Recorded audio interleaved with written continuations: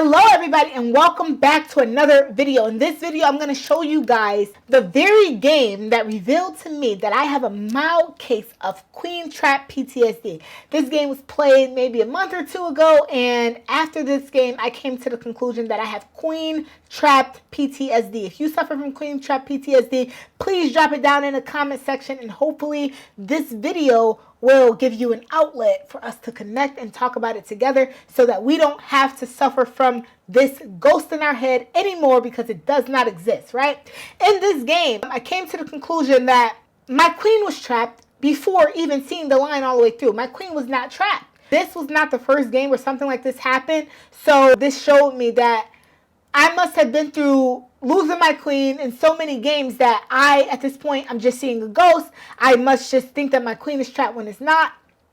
You know, whether that be, it's not many tournament games where I've lost the queen, but probably, you know, many rapid games where, you know, higher rated players have beaten me and I've blundered my queen. Maybe too many queen blunders over the course of since I got back into the game of chess. And because of that, I began to believe that my queen is trapped even when it is not. Do you guys remember this video here when I just like literally almost threw the table because I went over the game with my coach and he's like, what's wrong with queen this? Just put your queen here.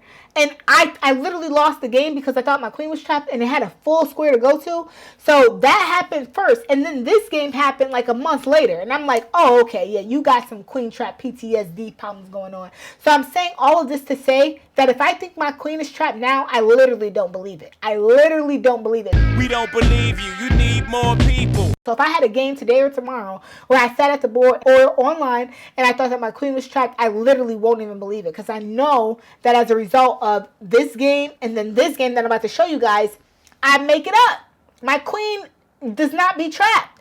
So I don't believe that my queen is trapped anymore. But let me show you guys the game that revealed to me that I have queen trap PTSD. I'm literally making it up in my head. I'm believing that the queen is trapped when in fact it is not. By sharing this game and by even having this realization for myself, it allowed me to take the pressure off my shoulders. Like when I think my queen is trapped, to just look at the position again, fully analyze it, fully calculate the line all the way through so that you can see that your queen is not trapped. I played a move d4, knight f6. I'm getting into a London system here. I dropped my bishop back. Okay, he took, I take back. He plays the move c5. I play the move knight d2. Queen comes out, bishop comes out. He plays the move c4. I see a lot of people do this. It's not a great move. I drop my bishop back, knight there, and queen comes here.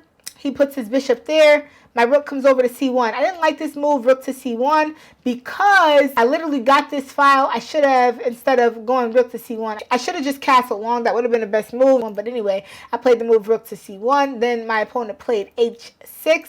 I castled short, and it's like, you know, what was the point of dropping it back to g3 and taking if you were going to just give up the h file anyway? My opponent plays the move g5. I played the move e4. My opponent castles long, and then I play the move e5. Okay, my opponent jumps in there with the knight, and that is not a good move. You can't just have your knight there unprotected. What I'm going to do is a beautiful tactic to win a pawn. Knight takes g5, pawn takes g5, queen takes g4, right? I am winning this game. I am a full pawn up. If we analyze the position, white is clearly better. Black has this bad bishop, all these pawns in front of this bishop. I have these two beautiful minor pieces. Like, where are you going with this knight? Absolutely nowhere. This knight, none of your pieces are doing nothing. Your queen is out of the game. Then you got these two rooks. Yes, I have to defend along this h file. I am winning this game. In this position, white is clearly better. I have nothing to worry about. Nothing to worry about. I'm ready to just go. Like, I'm at the board. I'm excited. Like, this is beautiful. I couldn't ask for a better position. Look at this. I got the good bishop. You got this bad bishop. You are blocked in there. I got this beautiful knight that got all his space and opportunity to just hop around and do whatever he wants. My opponent plays the move rook there. I play the move knight to f3. My opponent plays the move queen to d8, and it's like womp womp womp. I'm not losing. White is clearly still better here, right, for all the reasons that I just mentioned. However, this was the very moment in time that I drew up the queen trapped in my mind, guys. I literally drew it up. I sit there at the position. I'm like, whew, I don't know what I thought. I don't know why I drew it up in this position, but this is the very moment that I'm like, oh my gosh, if he play f5, my queen is trapped. Queen d8 is a good move, but you guys can even look at the elo bar. I am winning this position. This is nothing to be afraid of. Nothing at all to be afraid of. My better move was to like literally develop, maybe go here, bring my rooks into the game. That's the best move. My queen is about to be trapped. She can't go anywhere along the H file. She can't move forward. This square is obviously protected by this rook and this queen.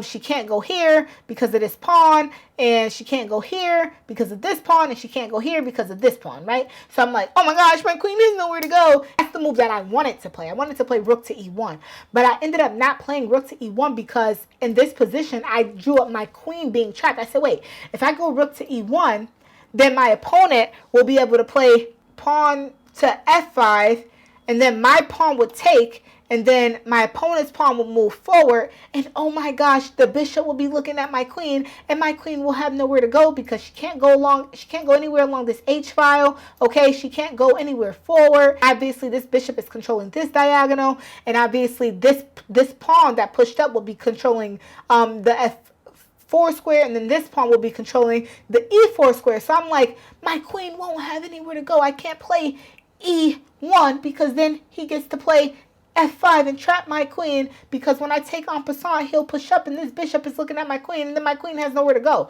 All completely made up. The thing is that chess is a very fair game. Chess is a very, very fair game. Things can't just happen like that. You've done everything right. Your king is safe. You've developed your pieces. You've done really, really good things out the opening. Your opponent doesn't get to just play some miraculous move and all of a sudden win the game. That's not how chess works. It's too fair and it's too even of a game to do that. Instead of just trusting that doesn't work, even if I don't see it right now, even if I don't necessarily see it, I should know that doesn't work because I haven't made any mistakes. I haven't done anything particularly wrong. And even if I think my queen is going to be trapped, I need to see the line all the way through. But I didn't, right? I didn't notice that. I have a light square bishop too. So when you go here, right, and I take and you push up, no, my queen don't have nowhere to go. But I got a light square bishop too. And guess what? Your light square bishop is a bad bishop. It's the principles of the game. You got a bad bishop that's right in front of your king. So guess what? You're going to have to trade. And then my queen does have a square because it'll take back with check. So I made up this queen trapped in my mind, not even realizing that my opponent is breaking all the principles of the game. All right, guys, so let's see the line through. This is what I was afraid of. Rook to e1, which was the proper move, which was the move I wanted to play, but this was what I was scared of. f5, okay, take en passant, you push up, and I'm like, oh my goodness, my queen has nowhere to go. But it does. Look. Bishop. I didn't see that move. I didn't see bishop f5.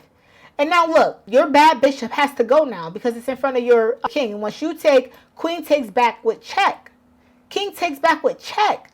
You have to move over. This suggested d7. Now look at all these opportunities that I have now. Okay? This pawn is free. This pawn is free. I have this pawn to keep walking forward. Maybe have some ideas coming. I got this rook coming into the game. This rook coming over. Both rooks looking at this file. Guys, look at how much I would have been winning this game if I didn't make up in my mind that my queen was trapped. I completely made it up. Even though my opponent broke every principle possibly could be broken in chess. And this guy was like a 1600 over. When he beat me this game, he's sitting at the board like he's all big and bad, like he did something special when he didn't. I made something up in my mind. Let's just look at this, right? The computer is suggesting queen captures e5 with check. What check? Where are you going? Your queen has to come here. Queen takes, king takes. And then look at this beautiful move I have. f7. Look at all these opportunities that I have. f7, rook to f8, knight captures g5. White is clearly winning. It's not even a way out. Knight to c8. But just look at this position that I have. Queen trap PTSD, right? Term that I made up. But even though now that I'm able to see that I'm making up this queen trap thing in my mind, now I know not to believe it. Now I know next time in the game in my mind come up with some BS like your queen is trapped, even though I've played my entire opening correctly. I've done things correctly. I know not to believe my mind now. That sounds weird. In game of chess, you want to be able to believe your mind, but sometimes your mind can play tricks on you, right? So that's when you got to come back to the principles. If you do everything right and your opponent does everything wrong, like a bad bishop, all the pieces on this side of the board out the game, and you've been doing everything right, it doesn't work that way. Chess is very much like life, and it's a fair game. So let's just look at it one more time. d4, knight comes there, bishop comes up. Look at this beautiful position I get. Even though I should have kept this h file, Watch this beautiful position I get. Like, what else could I ask for? He's overextending himself with his pawn push. Bishop comes there. You got a bad bishop. All these pawns in front of your bishop there. My rook comes over. Not the best move. Should have castled long. H6 happens. Then I get castled. All right, I'm playing good chess here. I'm playing really good chess. I just kicked your knight out. Look at this. I win a full pawn. Your rook comes over. Not the greatest move. I know you think it's great, but it's not. Play my knight here. Queen comes here. In this position, I just drew it up.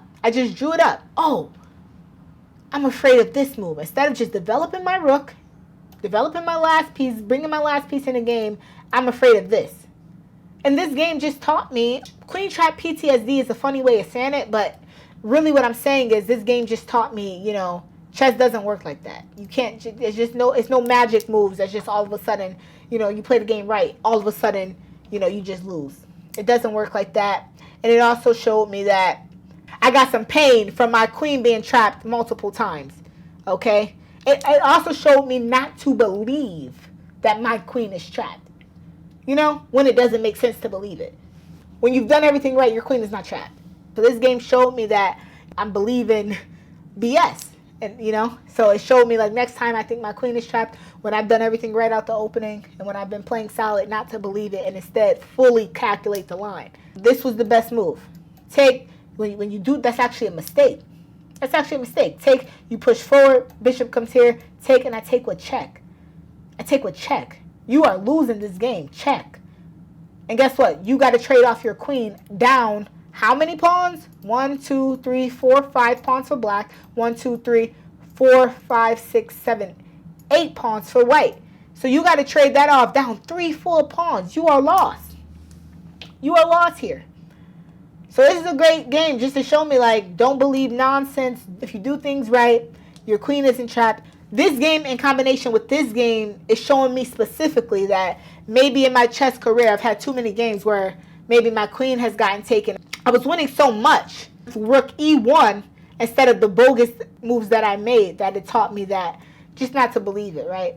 Because in this position, when he went queen d8, when I believed that my queen was trapped, which it was not, I played this bogus move, knight to d2. It doesn't look too bad now, but then he plays the move f5, and instead of just doing the line, right, push up, take, you take, I take, now I'm just running. Then I played this move. Ever since I made up that my queen was trapped in this game, all my pieces, look, they was once out fighting, they was once on good squares, and now they're all running. They're all running back home. They're all scared and running back. So this game just taught me, guys, not to do that. Not to do that. Because I had such a beautiful, beautiful winning position. If I just played the correct move, rook at f to e1, allow my opponent to do this nonsense, right? Because I know he didn't see it. He probably would have thought it was a great move. Allow my opponent to do this BS. I would have been winning this game by a huge margin. So, you know, it was a tough game. I did go on to lose this game even though I was winning. It definitely taught me, you know, not to believe nonsense. 1, the game is too fair for that. And 2, I keep running into this thing where I think my queen is trapped and it's not. This is a great game. It was a great game. As long as I can have major takeaways, I'm cool with that. Next time I think my queen is trapped, I won't believe it because I know it's nonsense.